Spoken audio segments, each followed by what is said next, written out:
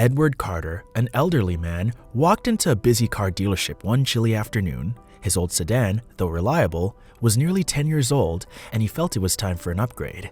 Wearing a worn-out coat and scuffed shoes, Edward didn't stand out in the sleek, high-end showroom filled with flashy cars and well-dressed customers. But he wasn't there to turn heads. He simply wanted a car that suited his needs. As Edward strolled through the dealership, he noticed something problematic. The staff didn't acknowledge him.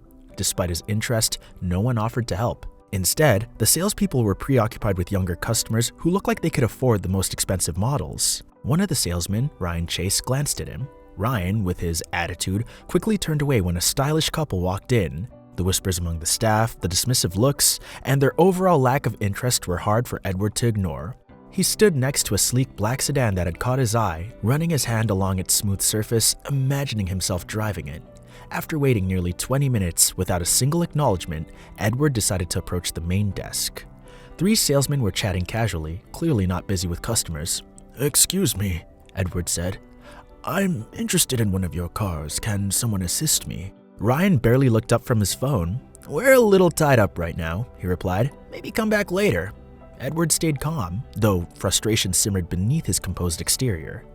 He nodded, thanked them, and turned to leave. As he walked out, he overheard one of the staff mutter, followed by a chuckle. Waste of time with window shoppers. What the salesman didn't know was that Edward Carter had spent decades building a substantial fortune through smart investments and sharp business skills. Despite his wealth, Edward lived a modest life, valuing character over luxury. And now, their disrespect was about to cost them dearly. As he drove home that evening, Edward made a few calls to his trusted contacts in the business world. With years of experience, strong connections, and the resources to back it up, Edward started putting a plan into motion that would teach them a lesson they wouldn't forget. By the next morning, Edward had everything finalized. He walked into the dealership again, dressed the same as before in his old coat and scuffed shoes. On the surface, he looked like the same unassuming man from the day before, but this time, he wasn't there as a customer. The staff barely noticed him at first, but David Harper, the general manager, spotted Edward and quickly approached. With a rehearsed politeness, David greeted him. "Good morning, sir. How can we assist you today?" His tone was pleasant but double-dealing, the kind used to brush someone off politely. Edward didn't respond right away. Instead, he reached into his coat pocket and pulled out a set of folded documents. He handed them to David. As David unfolded the papers, his confident smile began to fade. His expression shifted from confusion to shock, then panic as he realized what he was reading. What is this?" David stuttered, his voice shaky as he looked at Edward with wide eyes. Edward met his gaze steadily and spoke in a calm but firm tone. "I'm not here to buy a car today. I'm here as your new boss." David, still clutching the papers with trembling hands, stammered, You bought the dealership? That can't be right." Edward replied, "That's correct. As of this morning, I own this dealership." The once dismissive staff began to realize the gravity of the situation. Their disbelief quickly turned into unease as they recalled their behavior from the previous day. This was no ordinary customer. They had underestimated the wrong man, and now they were about to face the consequences. "As of this morning, I'm the new owner of this dealership, and things are about to change." Edward's voice was calm, but carried a firm authority that made everyone stop and listen. Those who had laughed at him the day before now looked visibly uncomfortable. Ryan Chase, the slick-haired salesman who had been so dismissive, shifted nervously, his smug expression replaced by pure dread.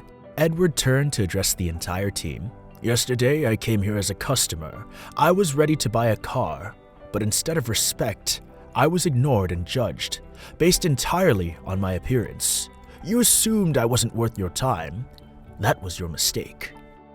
No one dared to say a word as Edward continued, "From today, this dealership will operate differently. There will be no room for arrogance or discrimination. Every customer, no matter how they look or what you think they can afford, will be treated with dignity." Edward shifted his focus to the general manager, David Harper. "And that starts with leadership. David, you're fired." David's face turned pale. "Fired? You can't be serious," he stuttered. "I'm very serious," Edward replied firmly. "The culture of this place reflects its leadership, and the toxic behavior I experienced yesterday starts at the top. That ends now." Then, one by one, Edward began calling out others who had shown similar dismissive attitudes. Ryan Chase was next. Ryan Chase, Edward said, his eyes locking on him. You made it clear yesterday that this dealership values appearances over respect. Pack your things. You're done here. Ryan opened his mouth to protest, but no words came out. He knew there was no point. With his head down, he slowly walked toward the back to gather his belongings.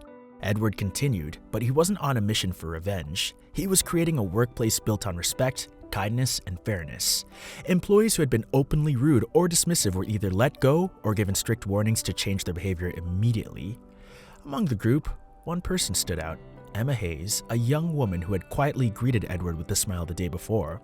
Though she wasn't assigned to sales, her small act of kindness hadn't gone unnoticed. Emma Hayes, Edward called, and she nervously stepped forward. You're one of the few people here who treated me with any decency. Starting today, you'll be the new floor manager. I trust you to lead this team with fairness and respect. Emma's eyes widened in surprise. Me? But I've only been here 6 months, she stammered. Edward smiled gently. I'm not interested in how long you've been here. I'm interested in the kind of person you are. Congratulations, Emma. The remaining staff, visibly shaken, started to realize Edward's intention wasn't just to punish. He was there to rebuild. Addressing the team once more, his tone was firm, but calm. The dealership won't run the way it has in the past, Edward declared. Every customer, whether they walk in wearing a suit or an old coat like mine, deserves your full respect and attention. If you can't meet that standard, this isn't the place for you. By the end of the day, nearly half the staff had been let go. Those who stayed were given clear expectations about how the dealership would move forward. Edward wasted no time hiring new employees who shared his vision, people who valued respect, humility, and exceptional service. The transformation was quick. News of the dramatic changes and the dealership's new ownership spread quickly. Customers immediately noticed the difference. Where arrogance and indifference once thrived, there was now a warm and welcoming atmosphere. Within weeks, sales soared, and the dealership's reputation skyrocketed. People weren't just coming to buy cars, they came to experience the outstanding service that had become the dealership's new hallmark. Despite the success, Edward stayed as humble as ever. He didn't seek attention or honors for the turnaround. For him, it wasn't about proving a point to those who had dismissed him. It was about creating a place where people felt valued. One afternoon, as Edward walked through the showroom, Emma approached him hesitantly. Mr. Carter, I just wanted to thank you for believing in me and giving me this opportunity. Edward gave her a warm smile. You've earned it, Emma. All I did was recognize what was already there. Just remember to keep treating people the way you always have, with kindness and respect. That's what really matters. As Edward prepared to leave the showroom that day, he paused for a moment, taking in the scene. The space that had once been filled with cold indifference was now alive with positivity and purpose. He felt a deep sense of satisfaction, not from the power he now wielded, but from the change he had inspired.